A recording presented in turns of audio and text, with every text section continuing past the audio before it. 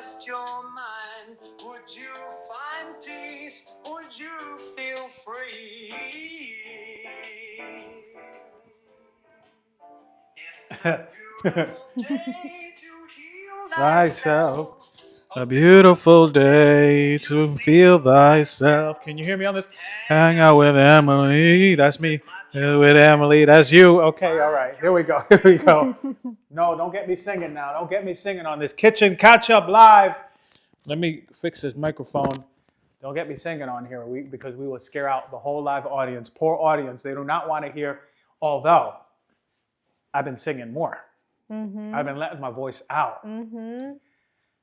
You know my partner, Claire? Yeah. She has an incredible voice. Did you know that? I didn't know that. I knew that she was musically gifted. You know, Yeah. the keyboard that's in your house She is hides hers. it. But wow. She hides it. I could see that for Claire, that she has a beautiful voice.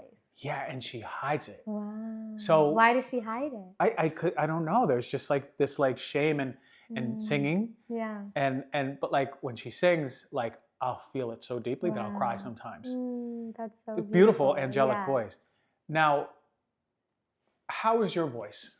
Terrible. Terrible. Absolutely terrible. And proven terrible. We were talking earlier about how I grew up doing some voice acting.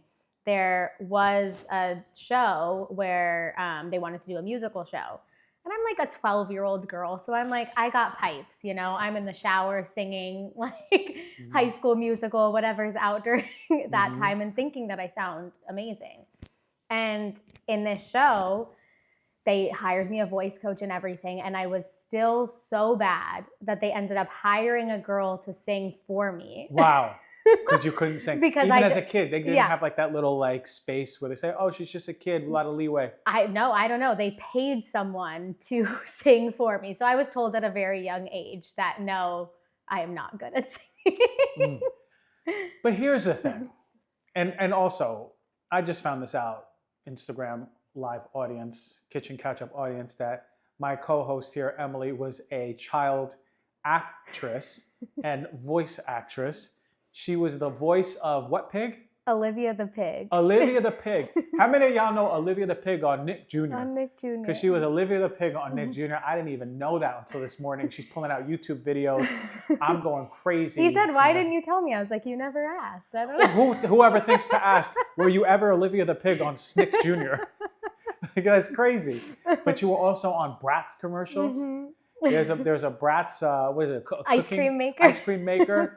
Go YouTube it, Bratz Ice Cream Maker. You'll see little Emily out there on YouTube. It's got like 1 million something views. Yeah, so yeah. if only they tagged your now current I know. headshots. Yeah. I know, So your voice is terrible. Yes. Do you still sing?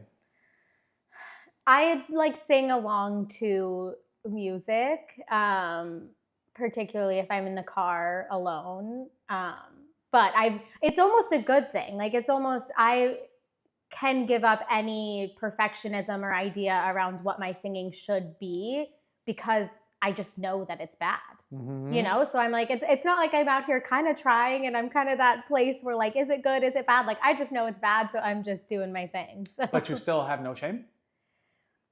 I mean, I probably wouldn't. I think the shame shows up in me that I lean into it kind of being a joke. Like, you know, the people who are kind of self-deprecating and they lean into that almost too much, and that's to hide the shame, you know, around. And so I think if I'm ever singing, it's very obviously like, no, this isn't meant to be anything. Serious. I'm just singing. This isn't serious. Same. Yeah. Okay, so I know I don't have a good voice, and I still do sing. Yeah. As much as my heart wants to. And I want to know from the people viewing this, how often do you sing? I want to know how often do you sing, because I want to go into this therapeutically. There's some really important therapeutic aspects of this, but how often do you sing? And are you confident about your voice? And I think a big thing to it too, because, you know, you asking how often do I sing, something that's coming up is I did Christian's training around his emotional release method. And a big part of the homework is, you know, singing and dancing as a form of self-expression and like feeling safe and overcoming that shame. And something with myself that we've also talked a lot about is where that voice is coming from. And I know, I mean, anyone who knows how to sing and has been trained how to sing knows how to sing like from the right parts of their diaphragm, not up from their chest. Yes. And my voice is very much from my chest. So I don't know, who knows? Maybe if I learn how to activate deep down in my diaphragm, you'd be I on could be an stage. amazing singer. You'd be on stage. So I want to hear from the people. I'm curious to know if how often do you sing? I want to know if people are singing every single day, and where is the best place to sing? Where's the best place to sing? Aside, like, everybody's gonna say the shower. Everyone sings in the shower, but where else? Where else, right? Yeah. Like, yes, the car is a big move. And by the way, I'm making you tea, and I have no idea what type of tea this is. All I know, mystery tea. Yeah, this is mystery tea. It has, and that's a cool for loose leaf tea. That's a cool. A little golden thing. Yeah. I found this in my cupboard. I don't know who made it. It's not tea. It's not like tea. an herb. It's a spice blend. We're on psychedelics in the next like 20 minutes. Okay, yeah, I want to know because singing is so important. There are therapeutics. So when you sing, when you hum, when you gag, your vagus nerve is being activated, right? From all the way back here, this vibrates the vagus nerve. And when you vibrate the vagus nerve, it's sort of like when you go work out and you're toning your muscle. The more you tone your muscle, the more the bigger it gets, the more healthy, the less inflamed, the more efficient it becomes, right? You get toned up. Well, you tone your vagus nerve too. And that means your ability to go from my heart's beating really fast, I'm stressed, to back to normal, get stronger. And that's what we want. We all want to have the ability to come back to a grounded state. And that's a function of vagal tone. But vagal tone doesn't just come. You have to practice vagal tone. Work it. One of the best ways is to sing or even hum, right? So you can even go or voo, and those chants, you can feel there's a vibrating, your vagus nerve is vibrating. Yeah, there's some practices in yoga that there's this one that's kind of like a bumblebee, and you close your ears and your eyes with your hands and you hum. And so all of that humming is just going inward, and it's a really powerful experience. And I think in a very literal sense, you know, when we're in fight or flight, like your body's operating as if it's being chased by a bear. And if you were being chased by a bear, would you be singing? Probably, no, of course not. Of course not. It's just like hearing the birds sing. It's a measure of safety, right? It's a reminder that my environment is safe. And you know, I was reading. I didn't get to even read the study because I don't think there was a study. It was just an anecdote of this guy who healed himself from some sort of internal, not chronic disease, but like maybe he had like a really bad flu or something. And all he did was hum. He didn't take anything, and it went away so fast or something. And then that got me thinking about the resonant frequency of cats. And that there was apparently, again, I'm saying, like, I see these headlines and I don't go read the study just yet. There's a lot of things to do, but it's on my list of cat purrs being able to heal bones faster. Right? So, I mean, it's very similar to what sound healing is doing. Exactly. You know? So you're in a sound bath, and the frequency of the sound bowls is like, we're all kind of mimicking or becoming on the same frequency of what that's putting out. And so, of course, similar to like other animals, that it's, what's that word? Like entrainment, you know? So the cat's purring, and so the cat's like in this space of safety and putting out this frequency of that safety, and then we can pick up on that as well. And we're vibrational beings, period, right? Like energy converting into matter. We even have an equation for that. And we respond most to vibration. Which is crazy, because then you think about like the work of people like Royal Rife. You ever hear Royal Rife? Royal Rife was this scientist that actually developed this machine that was attuned to various frequencies of various different pathogens. So he would focus this machine into tumors or into the body where it's holding disease.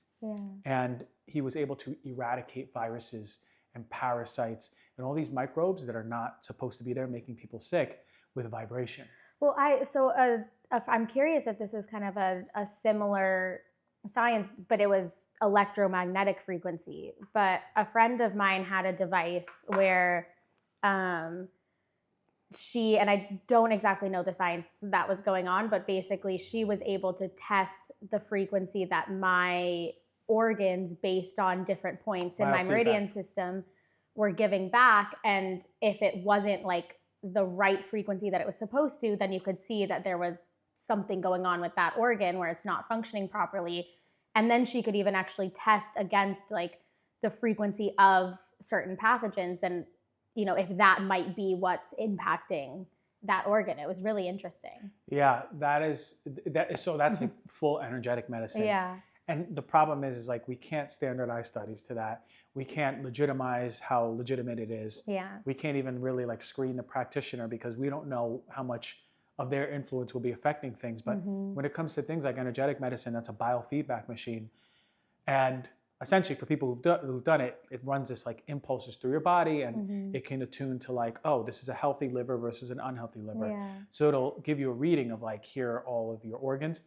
Look, like never, Well, because I mean, what's interesting that I think about with the guy who was able to heal himself from having the flu with the humming, like, is the mechanism that's going on is that he was able to put his body in a safe enough space that it was able to do the work that it's able to do. Because I think that's the problem that a lot of us are running into is, we, like, our full healthy body, if it was in a safe space and it was like able to function properly, if we lived in a moldy house, it would be able to like detox against it. If, we ate some foods that were a little bit processed, like it would be able to deal with that. But because the state of our body isn't in that safe place, it's not able to fight against it the way that it should.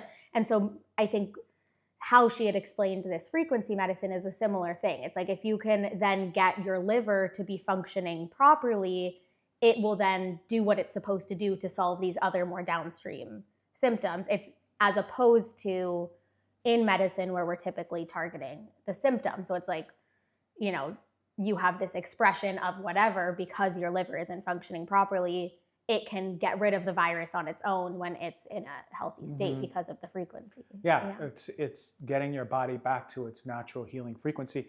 And the thing is, most of us don't know what a parasympathetic state is or feels like because our body has been so much running on this fight or flight that the body's beautiful. It can adapt to anything. And so that becomes what it craves and what it wants is then you have like that, we've talked about, addiction to social media, and that's your body's new normal and comfortable state. So it's going to continue to like crave that.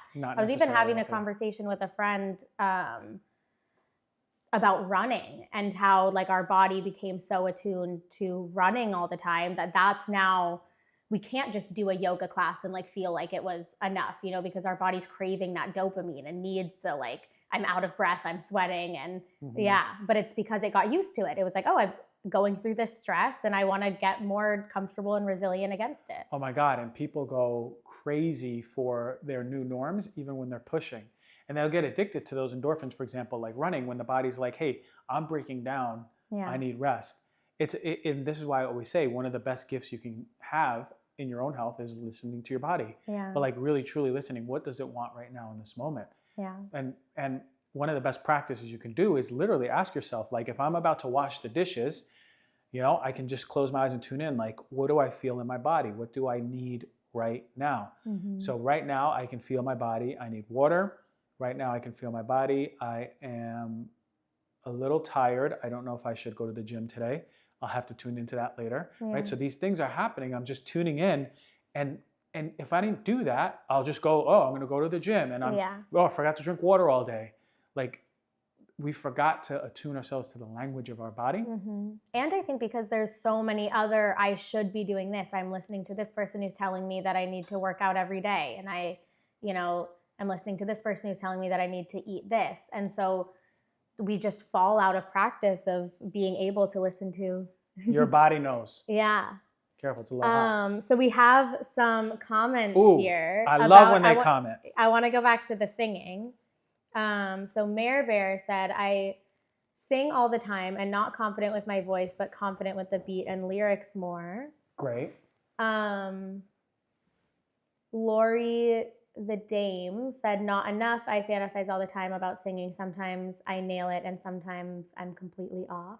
And then I really love this one from Julia. My 2.5-year-old granddaughter sings constantly. And that's something I think, like looking at what kids are doing, like kids who are under 7 years old, what are they doing naturally? And like you showed that video of Lewis's daughter, you know, they're performing, they're singing, like, and they don't have that, you know, ego yet that's thinking of what they should be doing and what they shouldn't be doing and having the shame and all of that. They're just doing what makes them feel good. And if all these kids are running around like singing and performing, maybe we should do that too. It's so important, and thank you all the commenters who commented that and sharing that, because one thing I will say is that it really doesn't matter how you sound, right? We always, kids don't care how they sound. Yeah. There's a reference point that we use, and our reference point is like Mariah Carey, you know, like why are we having that as or our best friend who's a good singer?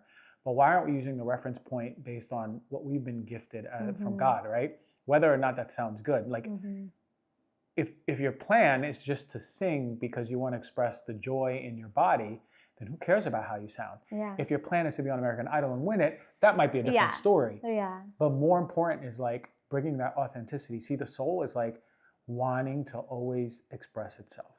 The soul always wants to do it. And if we're in a job that doesn't align with our soul's purpose, we're going to feel it in our body. Something I was talking to you about this morning. And when we are, at very least, even if we're in a job we don't love, at the very least, honoring the expression of the soul, we begin to feel better. It's the same thing as like taking a heavy book bag off of our backs. We go, oh, I feel so much better. And it's because your soul wanted to sing. Yeah. Your soul wanted to paint. It wanted to do that pottery class. Your soul wanted to make your own t-shirt, cut off the sleeves, make some mandalas, beads, whatever you wanted to do. Dance more. Like the soul expression, it's using the body as a vehicle to express, but we repress that and we put that as like secondary, as not a priority. Yeah, it's really like what we were talking about this morning, that it's the same mechanism that's happening with repressed emotions. Like they're in the same way that an emotion comes up and it like wants to be expressed, and then because of society or the belief system that you have, because of how you were raised, whatever it may be, your conscious mind then says it's not safe or it's not acceptable to feel that emotion, so it stuffs it down. It's the same thing with like creativity and what your soul wants to do. Something's coming up and you feel it or you have the thought, and then maybe you're like, that's ridiculous, I never could, or that's not going to make me any money, or whatever these like narratives and belief systems are, and then you push them back down, but it wants to come up. It wants to come up so bad. So I love that we're talking about this, because this is really important. And look, like I can preach about this, but it's not necessarily something that I always embody.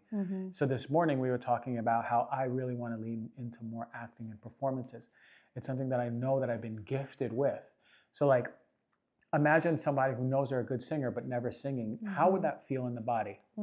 If you know that you're a good singer but you don't sing, I'm thinking about my girlfriend, right? Like, how does it feel in the body? There's a contraction, right? There's like I'm holding it in.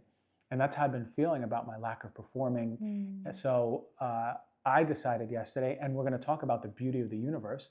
I decided yesterday that I'm absolutely going to finally pursue the thing that I've been most scared of. And that's like going out to casting calls and acting stuff, putting myself out there.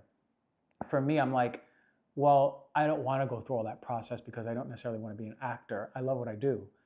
And I feel that I'm not expressing my soul, and my soul is here to share its gifts and bring people joy. And I know that I do that really well with acting. And so I'm going to do it. And it's in the same way that you're explaining how repressing creativity and repressing expression can ultimately act in the same way as like repressed emotions. It's all the same work, you know, it's all these different layers of this work that you're doing and this work that you're sharing.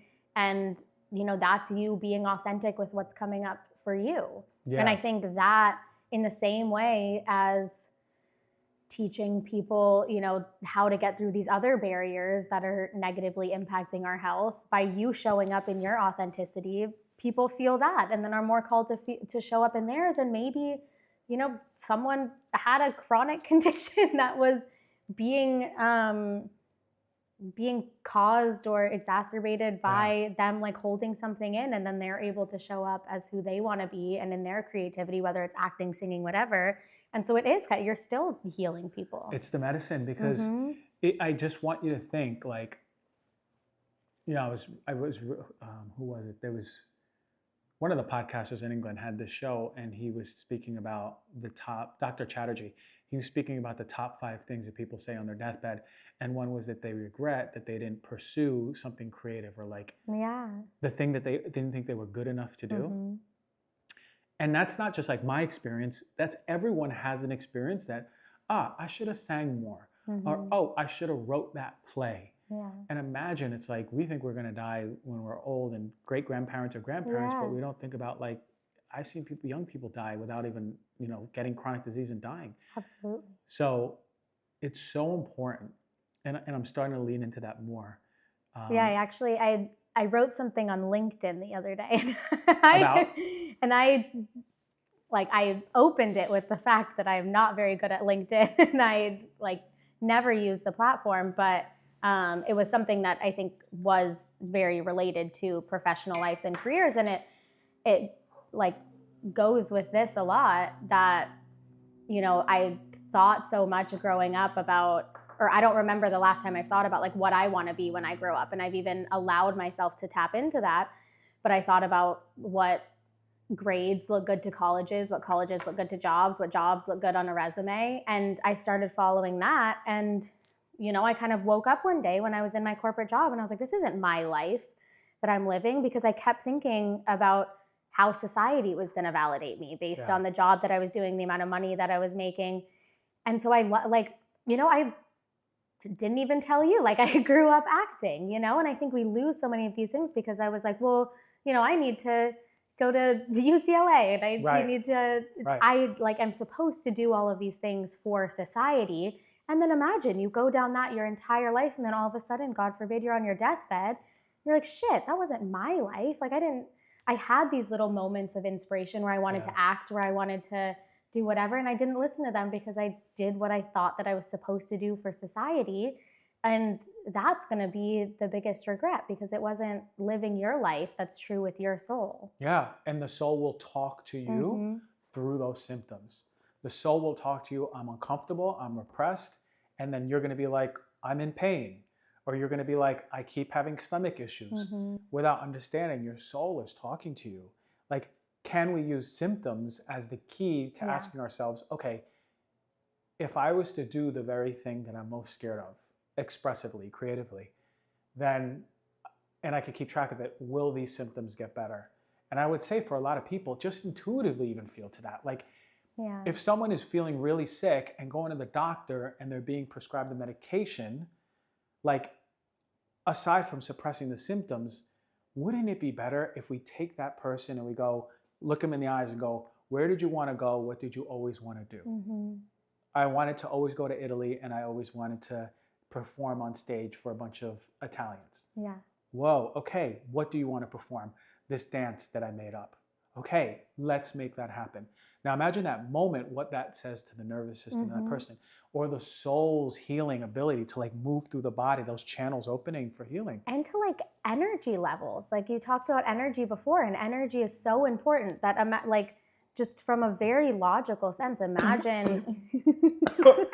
The tea almost killed me. That really was poisonous tea. I know, you're we might not die of chronic conditions. I'm going to die from the tea. Choking on tea. I think I got a leaf in my throat. No.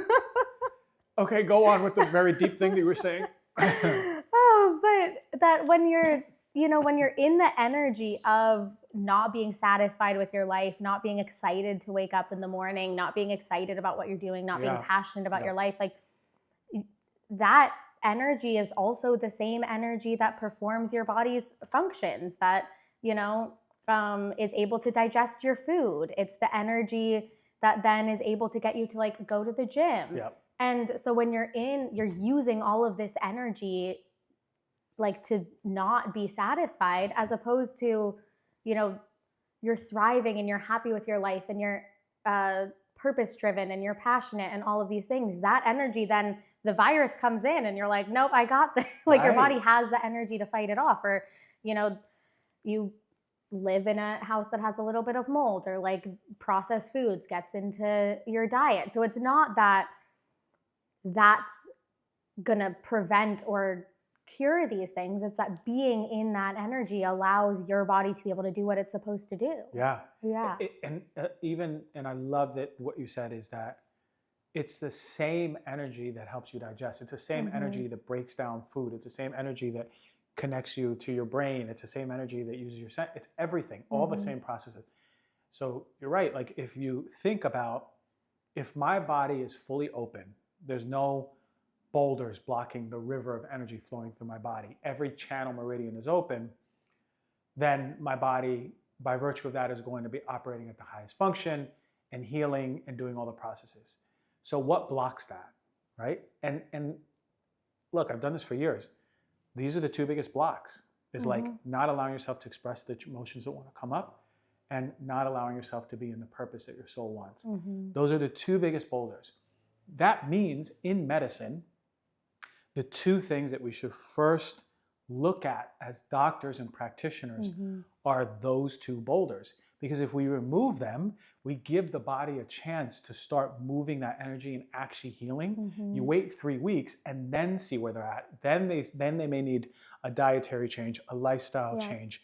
They may need a medicine. Yeah, it's kind of like there's this like spectrum, or there's this ladder, and I feel like a ladder is a better metaphor, but like at the bottom rung of the ladder is, you know, purpose and passion and creativity and emotions, and just being able to feeling safe enough to show up as your authentic self.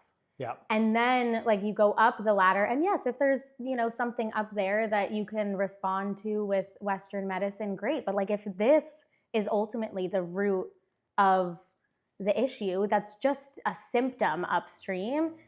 The more you're putting these Band-Aids on those upstream symptoms, you're actually preventing your body's a bit like it's talking to you, you know? Exactly. And then it almost becomes like something that it's never a good thing when you have these symptoms, like when you have brain fog and fatigue or acne or bloating, but you can almost see them as a good thing because they're like warning signs from your body to say, hey, something is going on down there. And like, I'm trying to talk to you. I'm communicating to you in the best way that I can.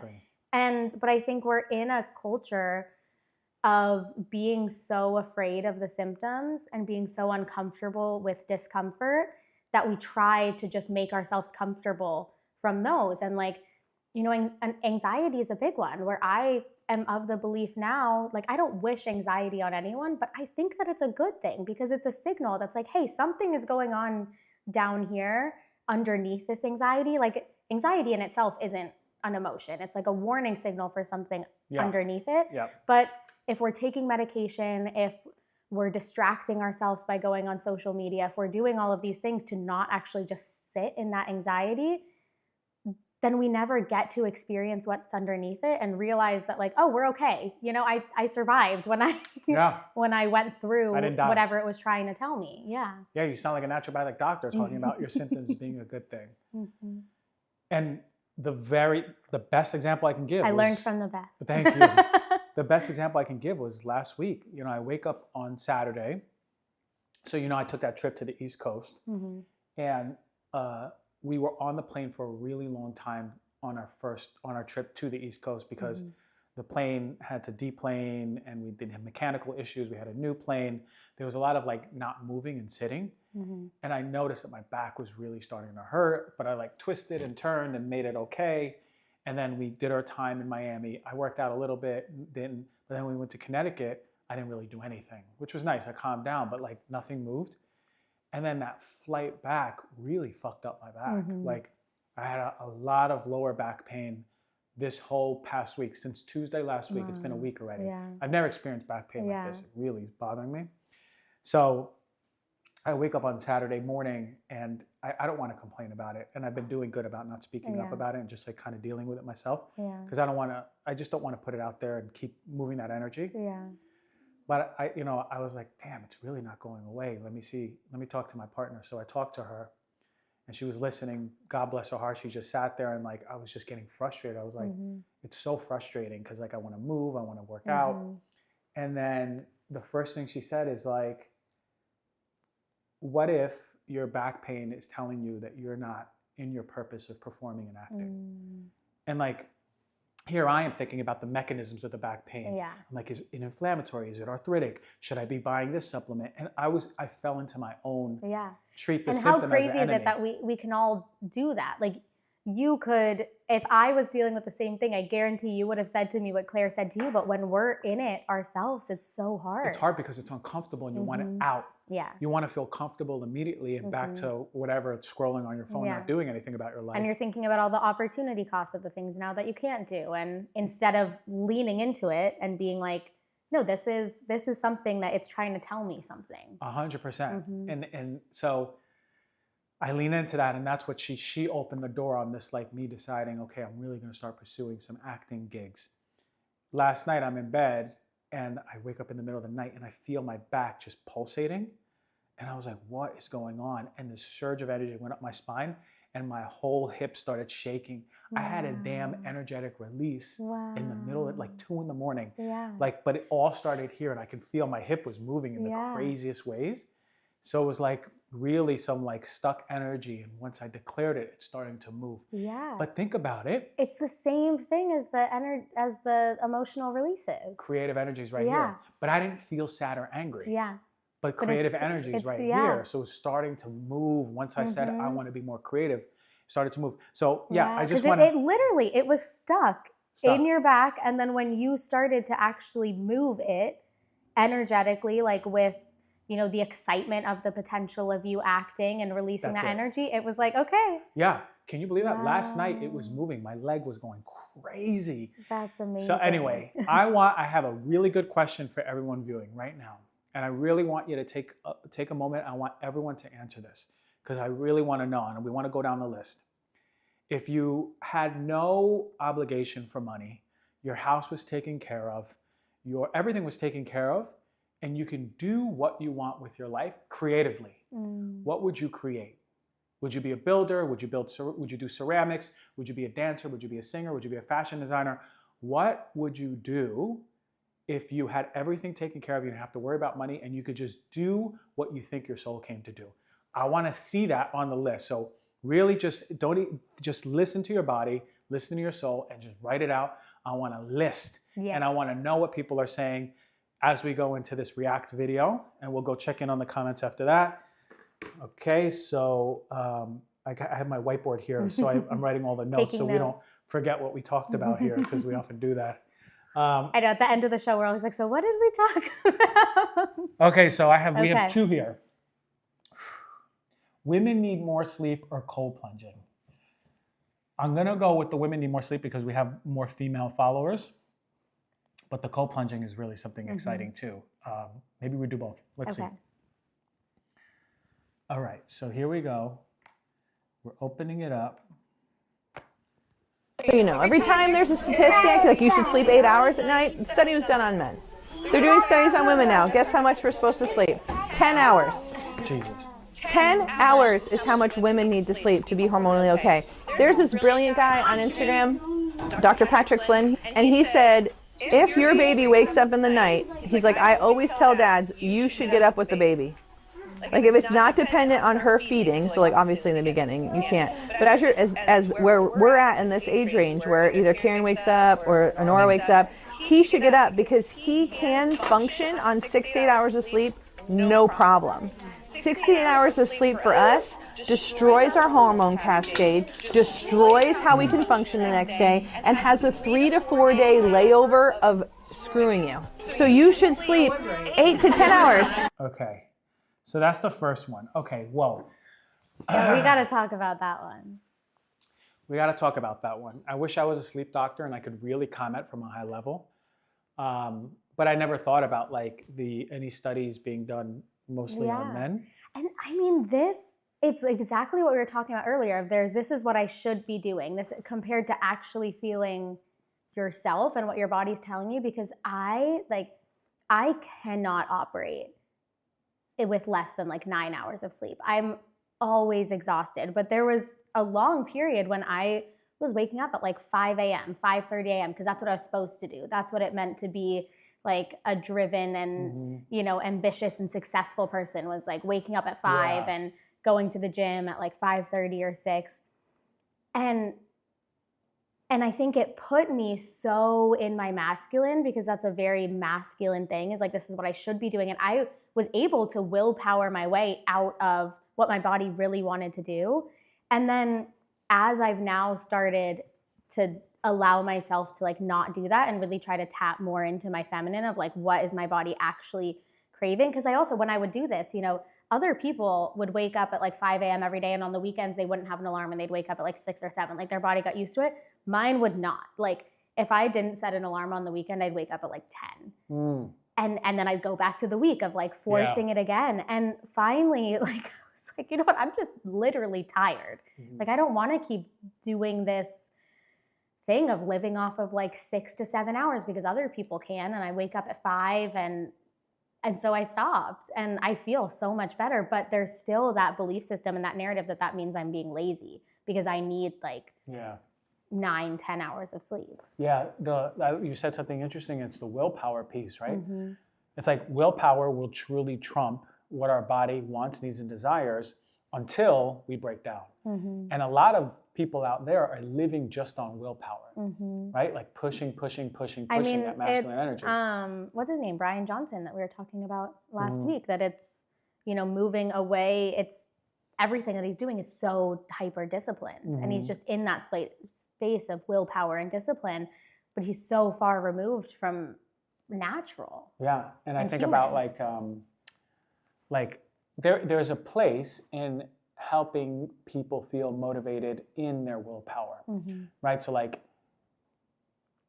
it's the balance of like, okay, here it is, me being comfortable versus moving into discomfort. The more we move into discomfort, the more we activate this part of our brain that is like associated with willpower and longer life. But you always have to ask yourself, is this for me challenging and growing? Or am I pushing past what my body needs, wants, or desires? And that's for many people, a thin line. You have to have a connection with your body. Like I remember seeing like videos and you were working out like 4:30 in the morning. I was like, damn, Emily's waking up that early, you know? And for me, it's only sustainable for a small amount of people.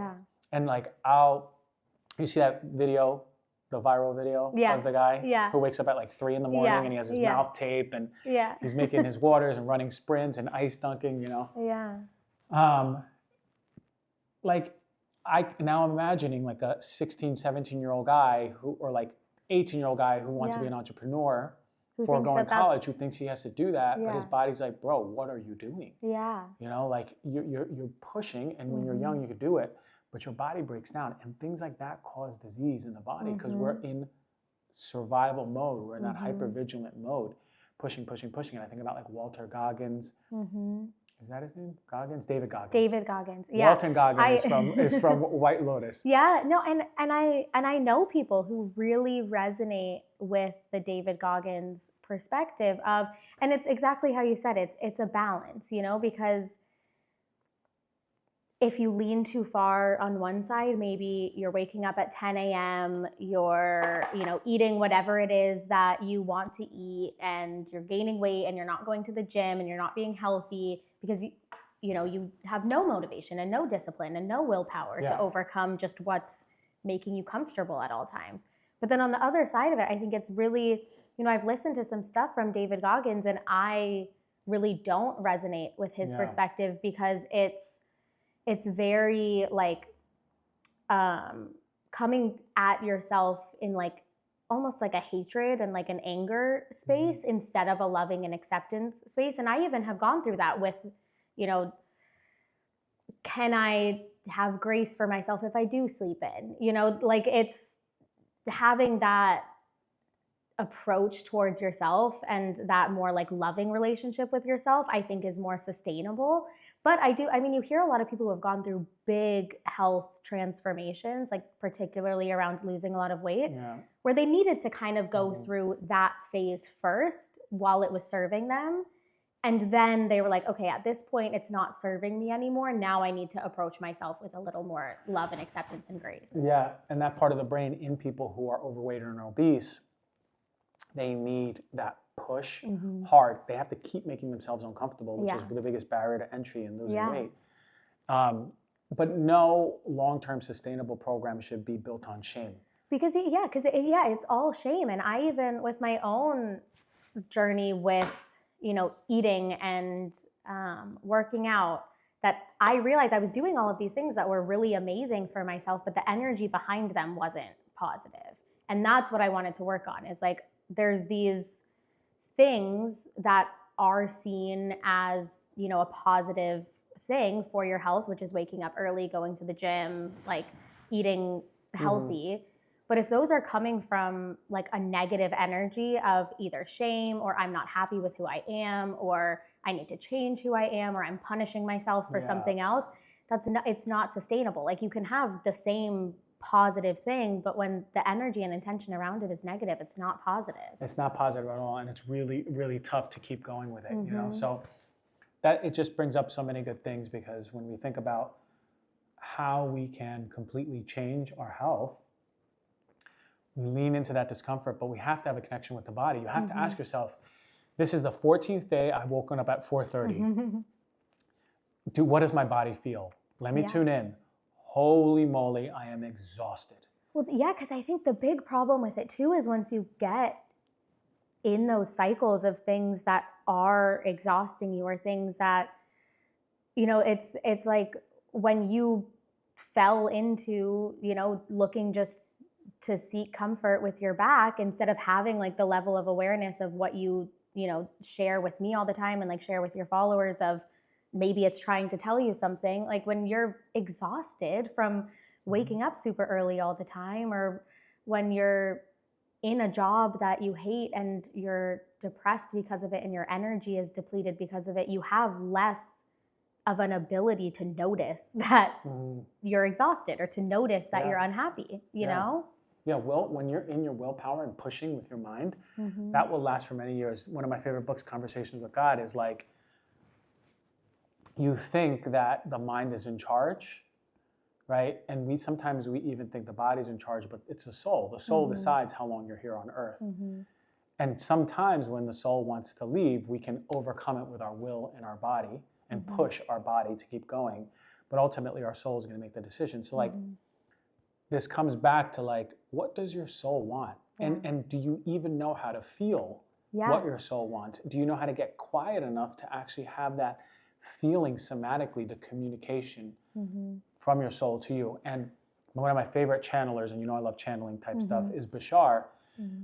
And some of you know Bashar. He's like really like over dramatic in his delivery, but like, he's right. Like, a lot of stuff he says is like, whoa, like, you can't speak with that much confidence so fast and so clear without like something coming through you. Yeah, without there being truth.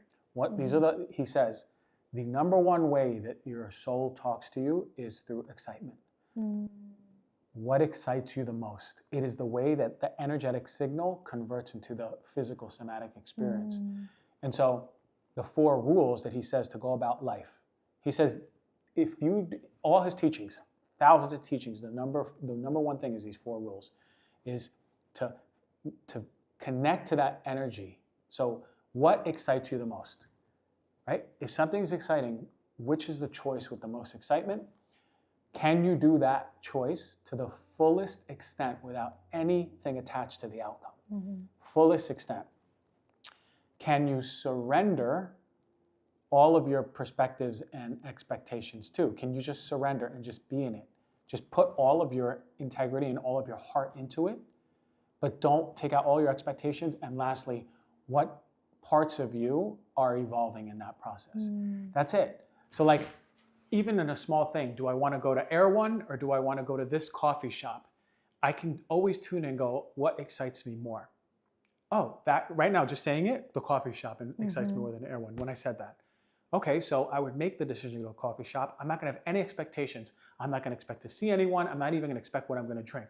I'm just going to go, and I'm going to go with an open heart and be myself. Who knows if I meet the next XYZ there, But or the once next you start opportunity. to listen to yourself and where you're really supposed to be, then like the woo-woo way to say it is that the universe is going to start conspiring for you, and you will have those opportunities because you're actually listening to your soul and where it wants to go, and it's going to put you into positions and spaces to continue Amen. to support that. That's it. Use those 4 rules and see how everything changes. Okay, did anyone comment Yes. on what they would do? I really want to know. And if you haven't yet, what we did is commented. If you had everything taken care of in your life, what would you do with your creative energy? What gifts would you share? What would you do in this world? And I want to know what people are saying. Yes, we have some amazing and unique responses. So Pushing the Limits wants to be a dancer. Lori would build a creative off-grid community. Oh, yeah. Similar, Mayor Bear would build a compound, for rescue animals and a center for autistic friends. That's really beautiful. Ashley Turner, yoga meditation teacher, psychedelic therapist, already doing both. Amen. Amen. Layla Book wants to make an animal rescue. A lot of animal stuff, you know. When my mom... Interior design. Amen. We've had one come up. When my mom, before she died, she always expressed that she always wanted to have a center for animals and kids, like orphans and animals. And it's such a beautiful thing because we hear a lot of people said animals and so autistic kids. It's like we know that these things are so they